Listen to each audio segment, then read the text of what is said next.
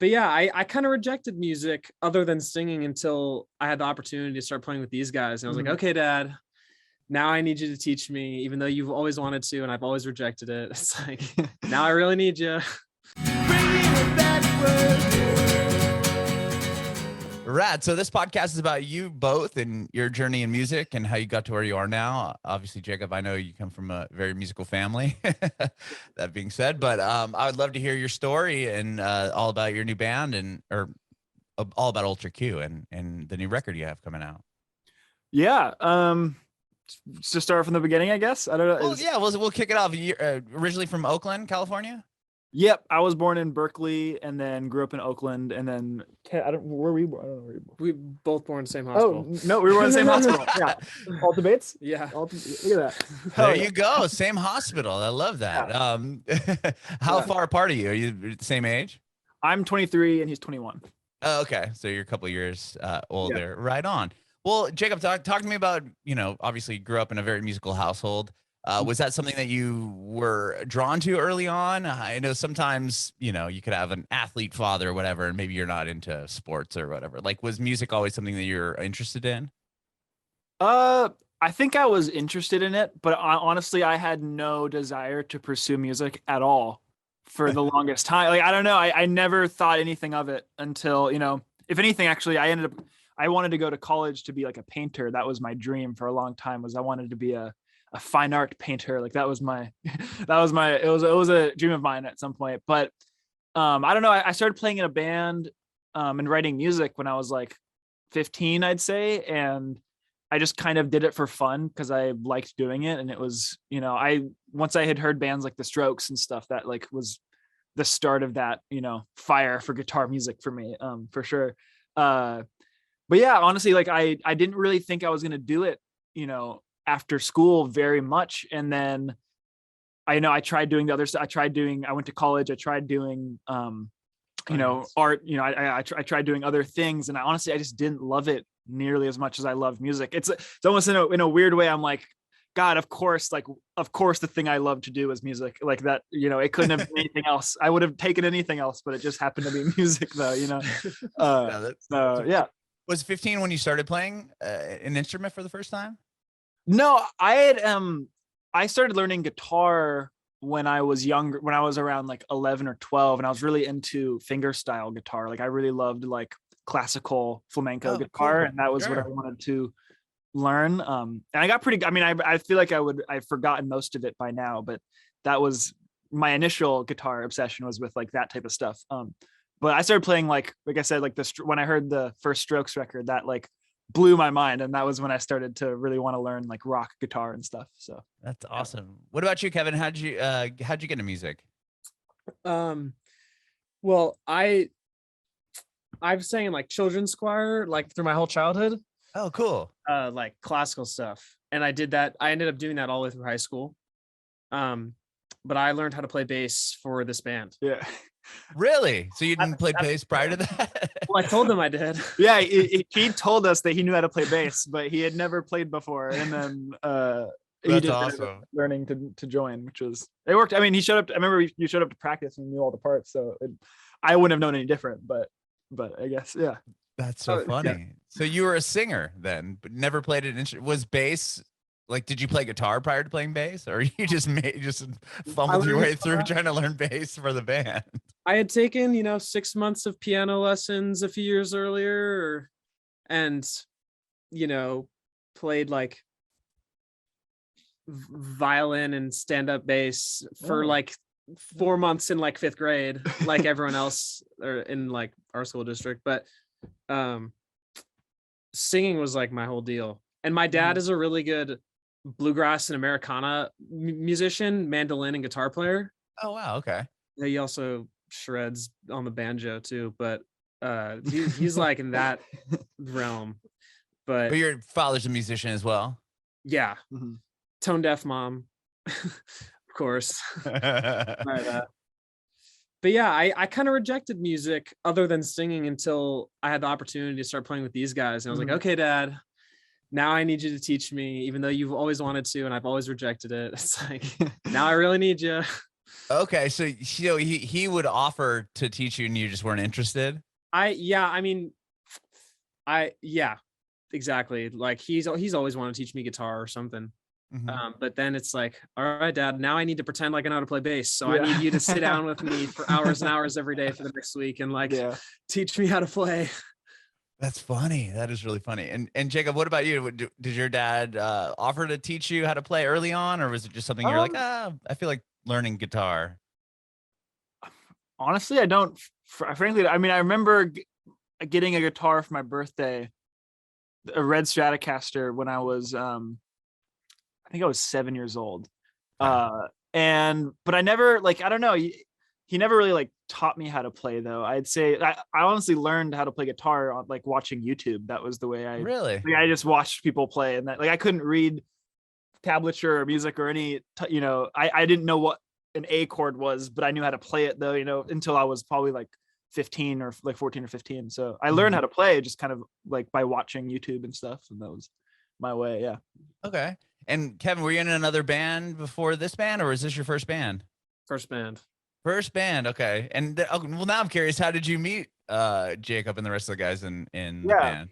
I will say, so I met Chris and Enzo. So Chris and Enzo are brothers, and I met them in, I'd say, like second grade. We went to school together, and Chris was always, I remember Chris played at the talent show. He played YYZ by Rush on drums. As like an wow. Yeah, he was like a prodigy drummer, like he was insane. But we both like joined the like school rock band, like, like after school jam thing.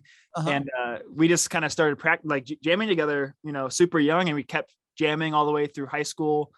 And then, me, Enzo, and Chris started playing together. And then we were like, we need a bass player, because Enzo played guitar. He didn't know how to, and so we didn't have a bass player. So then we met Kevin in high school. I think, how old are you? Like, well, I was going to their shows before I joined as like a fan. I went to like every show because I was friends with Enzo. And basically, that like a year into that band at the time, which was like the same guys, just different name. But was that Danger? Is that the band? Okay, that's what I thought. Okay, cool. And then I came on and played bass, turned into Mount Eddie. Now we're at Ultra Q. Yeah. Okay.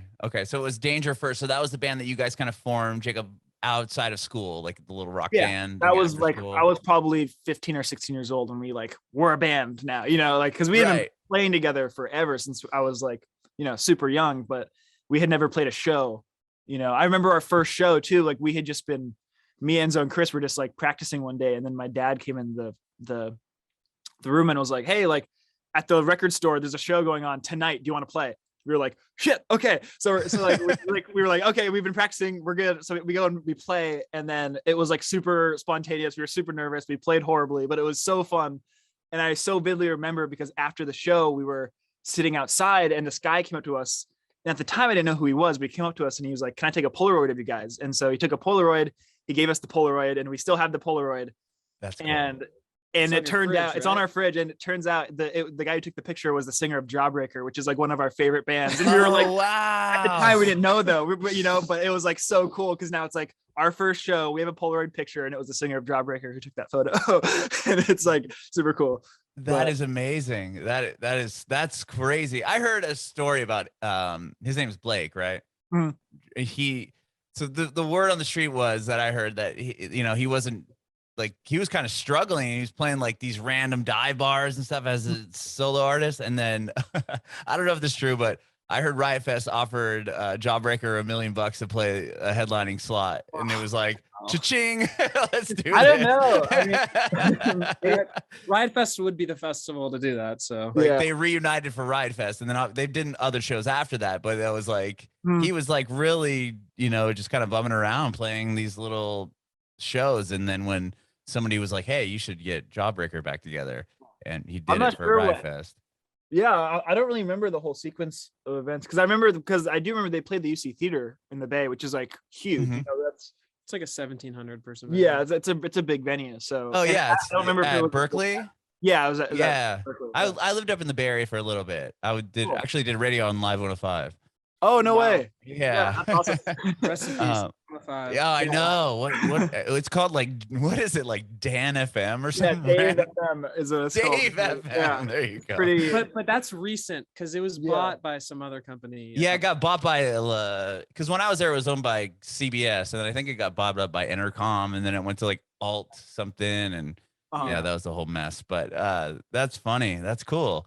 Well, okay. So did you ever want to like pursue being a singer in a band, Kevin, or no? Is it just you just enjoyed singing? Actually, it was always actually yes. I feel like I've never even talked about this with you, but like No. I always I'm the luckiest guy in the world because I always dreamed of being in a rock band, but didn't play an instrument and didn't write music and only ever sang in like children's choir. It was like such a loaded dream. And then I had like this like 1 in a billion opportunity, like almost passed me by, but I grabbed it and like, so, but I've never done that before. I sing harmonies in Ultra Q. Yeah, he sings pretty regularly, but like yeah. It was always like I always wanted to be like a rock star, and it was a completely unrealistic dream. But I just got super lucky. That's amazing. Well, obviously you met the right people and you learned bass pretty quickly enough to where they thought you were just a bass player. Well, I wanted it really bad, you know. And when I was a fan of this band before I joined it, I probably went to 15 or 20 Jacob Danger shows before I was in the band. Wow. I was going to every single one, and I was friends with Enzo, the guitar player. It wasn't just like, yeah, you guys are in the same grade. Yeah, we were friends at school, but it was so funny. Like, it was always like, wow, how cool would it be if I could play in that band? You know, someone that does, you know, a 15-year-old that doesn't even play an instrument. Like, oh, I wish I could play in this band. But yeah, it all worked out. It all worked out. Now you're playing with the band. That's amazing. Jacob, when you wrote your first song, like the early days, I mean, maybe was Danger the first project that you were writing music for? Yeah, I had no idea.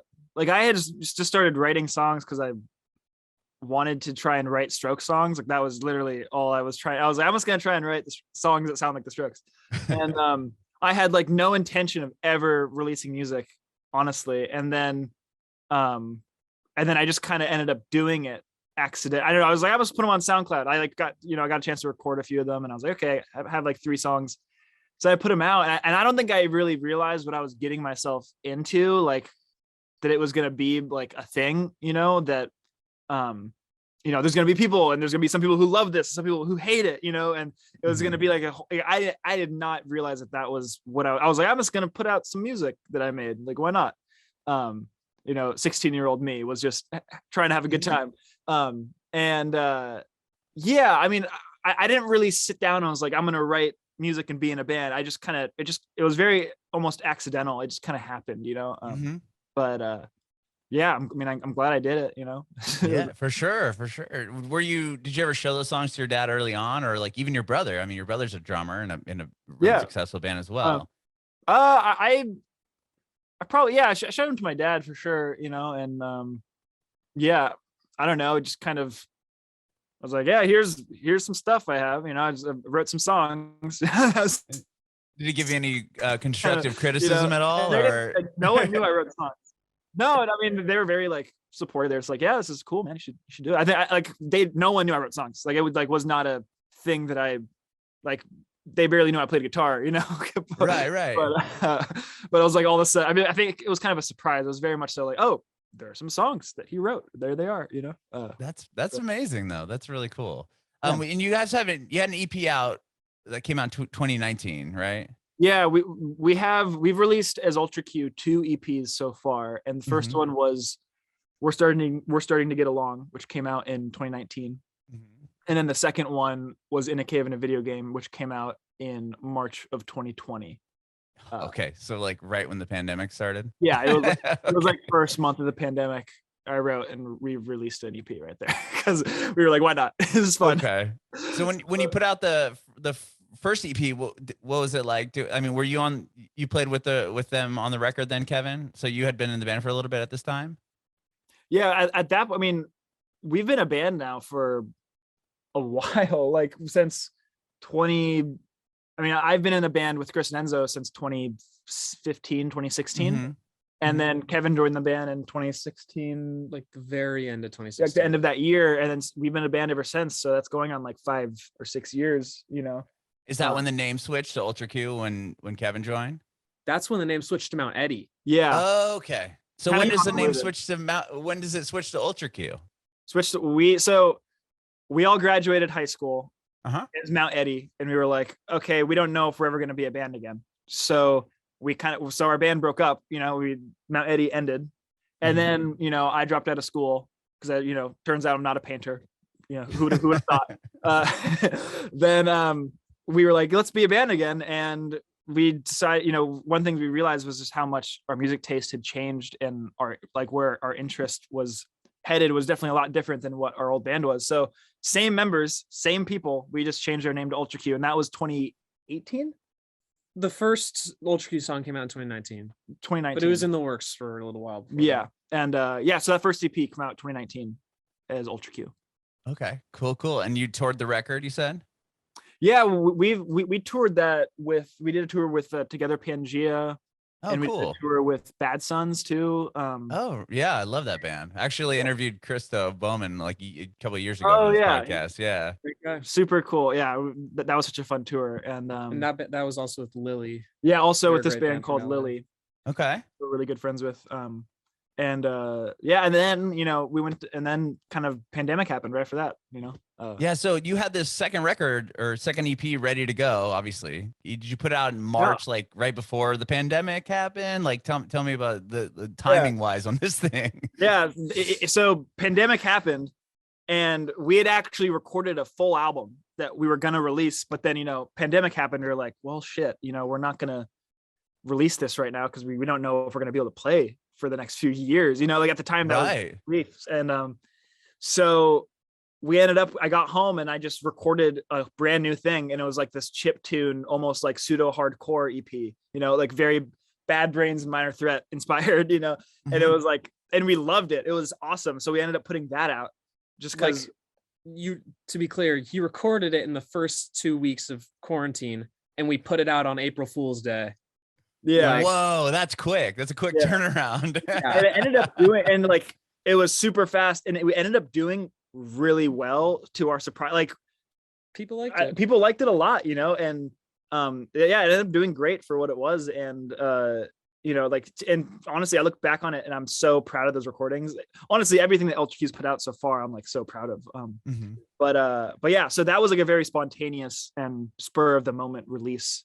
And did you record the whole record yourself, or like how did you get everybody else involved? Yeah, so that was pretty much, I'd say most of it was me just writing and recording it, and then I would send it to them over like a text, and then we would have notes and stuff and like change things according to, like Chris would change a beat because that entire EP is recorded with electronic drums, so it's not Oh, okay. So because we weren't able to meet in person, and then then our friend Martin, who also produced the EP that's about to come out, he helped us program the like better, like higher quality, and he mixed it and made it sound really nice, and then and then we just kind of put it out. We just kind of like, screw it, we're just gonna do it, just gonna put it out anyway. That's I love that too. That's cool. And then your new EP coming out is called Get Yourself a Friend. And when do you start working on that one? So I had said this before, but we had recorded an album back in January, right before COVID. Oh, sure. Okay. We didn't end up using any of that stuff because once we delayed the album because of COVID, it just didn't really make sense to put it out afterwards. So we had a lot of those songs. So 4 of the 6 songs on the EP that's about to come out are just songs from that record that we wanted to re-record and rework. Oh, okay. And then 2 of them are new ones that we wrote in the last 6 months. But we recorded this EP back in April with Martin, Martin Cooke, who helped us with the In a Cave in a Video Game EP as well. And yeah, this is our first time, like we hadn't been on a label before. This is our first time releasing music with a label, which is really cool. And how does that differ from just doing it on your own independently? It's a weird trade-off. Like like it's very nuanced, because I feel like right now the narrative is very much so like do as much as you can independently, which is very true, because if you're able to do pay it, your rent. yeah, if you're able to do it yourself, then it's obviously more lucrative for yourself to do it that way. But honestly, though, what we've noticed is that with the label so far, we've had so many more opportunities to do things that we didn't have before, and it's been crazy. Like yeah, we have more people hearing our band right now than ever, which is really cool. So just more exposure, would you say? Like yeah, a lot more exposure. Like it's hard. I feel like more exposure. Just you have a good way of like it. just having people on your team that know what's up and have been around the block and can get your music in front of different people that you would never have access to, or just like having also just having different set of eyes on your project to help know where to put it and how to be as a band. It's just like going from a 4-person team as all the people that are always involved to significantly more is for us is proving to be a really great thing. Like Jacob said, we've been an independent band for like 5 years, but like this experience so far being on a label has been really great. I think the like, should you be on a label or should you not is very nuanced, is super nuanced and totally depends on your circumstances as an artist. Sure. Yeah. And you guys have had years of experience on the road and touring. I think if you're in if your music was just, if you based everything off just streaming numbers, like maybe you had one song that was like a TikTok hit or something like that. I mean, I can see the maybe I need a label, maybe I don't, but you guys have been grinding it out and you've put down you've done the legwork. So it's like, why not have a label kind of help us out? You have the foundation.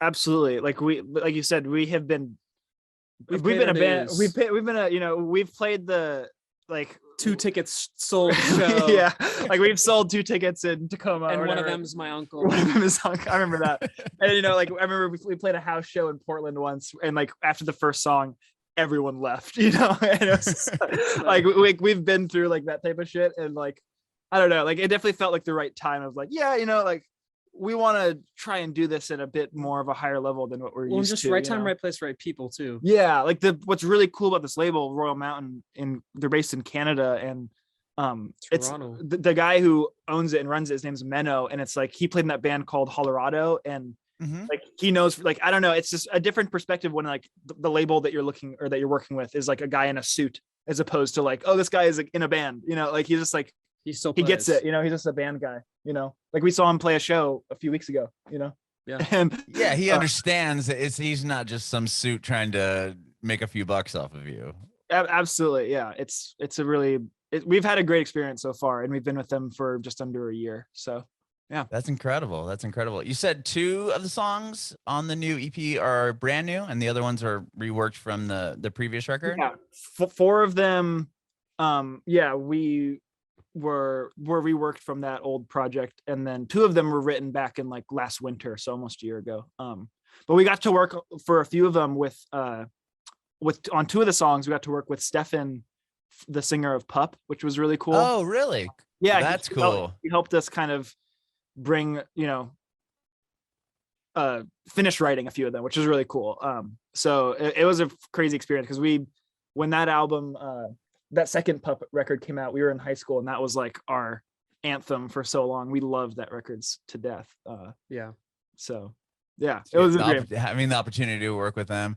I think, didn't Pup do like early on during the pandemic, when everyone was doing like the live videos of them playing, and they made a video like, look, all these videos that you're seeing right now are totally pre-produced and recorded beforehand, because they like went live. I think they went live on Facebook and they played together from their separate rooms, and it just made this like insane like noise that just kept like spiraling. Oh yeah.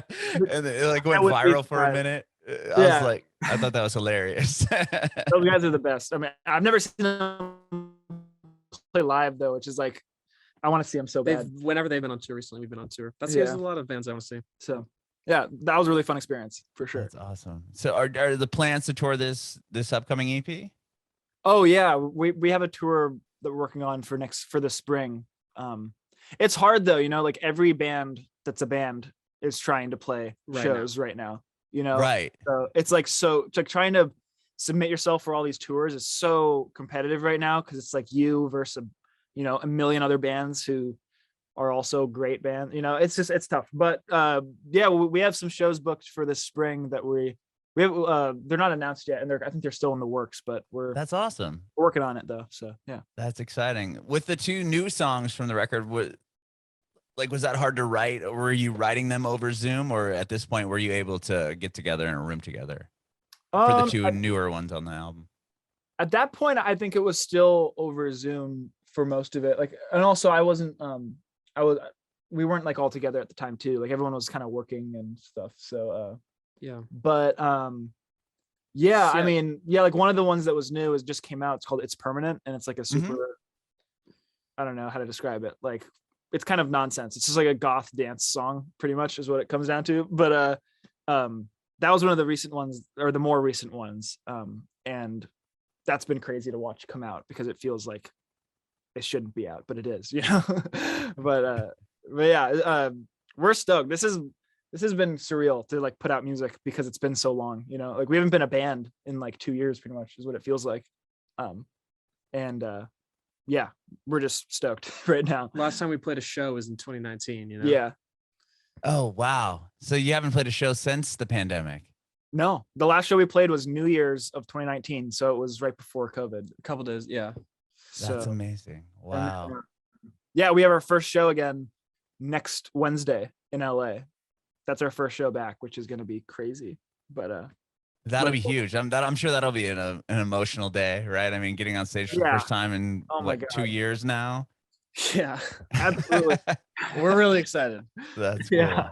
And you have a video coming out for the title track to the record, right? Get Yourself a Friend. Yeah. Oh my God. We're excited. That video. Tell me about this video. I'm really excited to hear about it. Yeah, no, I mean, so the guy who directed it, his name's Pennacky, or he goes by Pennacky. His name's Ken, but he's from Japan. And he was only in town because I think he was working on an 88 Rising project or something with Marvel or something. He was doing something crazy. I don't remember. What, crazy, right? And our manager was like, hey, like I like have a mutual friend kind of with this guy. He's kind of into it. Do you want to like meet him? So we like went to lunch. I met Ken. He's super cool. Doesn't speak like a lot of English, but he's super nice, super awesome. And his manager or his friend Jimmy was kind of there translating and stuff, which was really cool. And then he was like, yeah, let's make a video. So we had like a super small budget. And I said, you know, do whatever you want. I was like, do anything. And we show up with like our expectation was it was going to be like a really small, chill kind of, you know, relaxed thing that was, you know, like very small budget, whatever. We show up and it's like the biggest video we've ever shot. And he's like doing the craziest stuff. 14-hour day. It was a 14-hour day. And it was, and honestly though, looking back on it, like watching the video now, it's the coolest thing we've ever made. It's so cool. And I'm so excited for it to come out. Like it was such an experience. Like I'll never forget that day because it was just an experience. Like what is it just like, is it like Marvel stuff? I mean, I want to, I don't know how much you can share from it. Like how, like it sounds like it's like intense. Yeah. Or it's not, it wasn't, I'd say it's just like very aesthetically pleasing. And every video we've ever made is like us and a friend in like someone's garage, like with a green screen. Yeah. Okay. But this was like shot on like for like this is on YouTube. It's gonna be like 5K. It was shot on like super cool. Like his visual style is so cool, and it's very it's like I can't describe it without showing it to you. It's like the way right. But it's very pleasing. It was shot on film, and you know, wow. There's something very classic about it. I would say it feels very classic. I'd say it's not that it's like crazy stuff, you know, like no special effects. But to us, it's a really special, like gnarly CGI going on. No, yeah. Yeah, I just think to us it was like a very special moment because we'd never had like that, experience of like really making a video like that, like really doing something, and all these people showed up for us and worked on the video for us for, and it was just, we're just super thankful for that. It was really cool. So what was there a premise before you had shown up, or did you kind of know what the video was going to entail, like what it was going to be about? No, like we met him once before and I said, do whatever you want. And then he, we talked about a few, like one of my favorite bands ever is The Cure, and they have such great videos. And we talked about that a little bit. And he's really into like 90s, early 2000s videos and like that style, of video making. So we, he kind of showed me some references too. And then he ended up just kind of going for it and doing his own thing. And it looked so cool. I can't, it has to come out. Like you have to watch it. That's the only way, It's coming out soon. Comes out soon. Yeah. Well, I can't wait to see it. That sounds super exciting, and I'm really excited.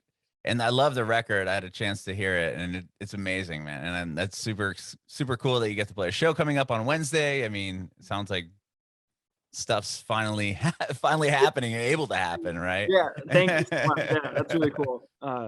Yeah, that's awesome. I'm glad you're able to hear it. That's so cool. Thank you. It's been great, and I appreciate you both being here, man. This has been awesome. I really appreciate your time. Of course, man. Yeah, are you in LA? I'm actually in Nashville now. I'm from San Diego. Oh, nice. So I did radio in San Diego for a while, and then I lived up in the Bay Area on Live 105, and then moved back to San Diego, and now my family and I moved to Tennessee, so now we're in Nashville, and we love it here. So nice. Right. Yeah. Are you guys in LA? Are you in LA now, or are you still in Northern California? Yeah, we're still in the Bay. Yeah. Cool. Yeah. Right on. Well, I have one more question for the both of you. I'm curious to know if you have any advice for aspiring artists. Kevin, do you want to go first? I don't know. First thing that comes to mind is honestly,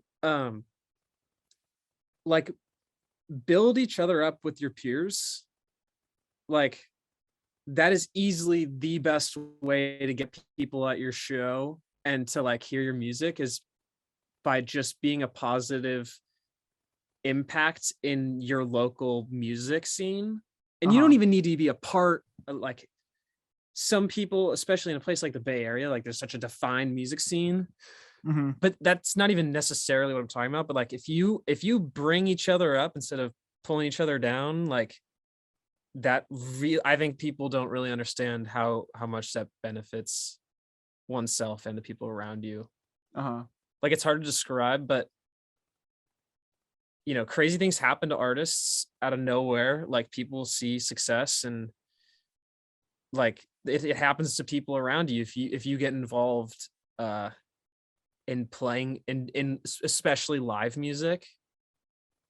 I think that's like weirdly I feel like that's something super important that I don't really hear people talking about all the time. Yeah, I super agree with that. I mean, that's pretty much how we started playing. Was we just started playing at the record store every we would play the record store every like once a month at least, playing Gilman Street, local non-profit venues that'll and that was just what we just kept playing there. Bringing it backwards.